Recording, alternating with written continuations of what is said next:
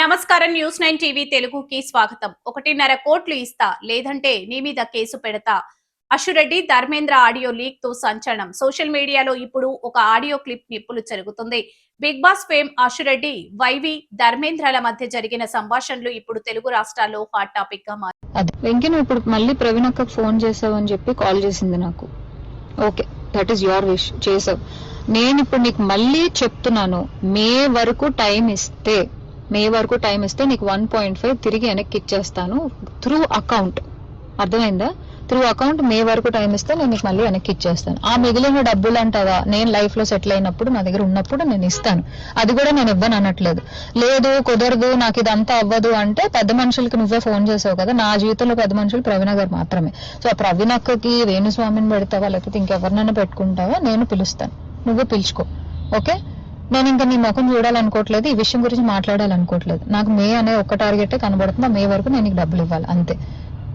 లేదు కాదు అంటే నేనే పెడతాను హెరాస్మెంట్ కేసు. ఎందుకంటే మా అక్కని ఇన్వాల్వ్ చేస్తున్నాడు, మా మమ్మీని ఇన్వాల్వ్ చేస్తున్నాడు, లేకపోతే మా ఇంటికి వస్తానంటున్నాడు. అసలు నా పర్మిషన్ లేకుండా నువ్వు మా ఇంటికి రావడం ఏంటి, లేకపోతే నేను మీ ఇంటికి వెళ్ళడం ఏంటి? ఇంట్లో వాళ్ళు ఇన్వాల్వ్ చేసుకోకుండా నువ్వు నేను మాట్లాడాలి, నువ్వు నేను సాల్వ్ చేసుకోవాలి అంటే నా వైపు నుంచి ప్రవీణ్ అక్క, వేణుస్వామి మధ్యలో కూర్చుంటారు. మే వరకు నేను ఆ డబ్బులు సెటిల్ చేస్తాను.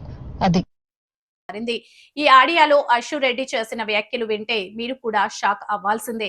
అసలు ఆడియోలో ఏముంది, ఈ వ్యవహారం ఎటు దారి తీస్తుంది అనే పూర్తి వివరాలు ఇప్పుడు చూద్దాం. సోషల్ మీడియాలో లీక్ అయిన ఈ ఆడియోలో అశురెడ్డి చాలా ఘాటుగా స్పందించినట్లు స్పష్టంగా వినిపిస్తుంది. ముఖ్యంగా ఆర్థిక లావాదేవీల విషయమై ఆమె చేసిన హెచ్చరికలు ఇప్పుడు నెటిజన్లు విస్మయానికి గురి చేస్తున్నాయి. ఆడియోలోని ప్రధాన అంశాలు ఇలా ఉన్నాయి.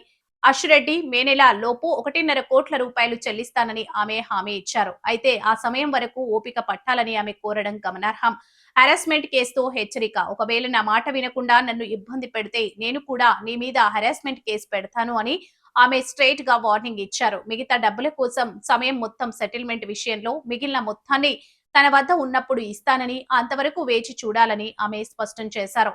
వైరల్ అవుతున్న వ్యవహారం ధర్మేంద్రకు అశురెడ్డి పంపినట్లుగా చెబుతున్న ఈ వాయిస్ మెసేజ్ ఇప్పుడు ఇంటర్నెట్ ను షేక్ చేస్తుంది.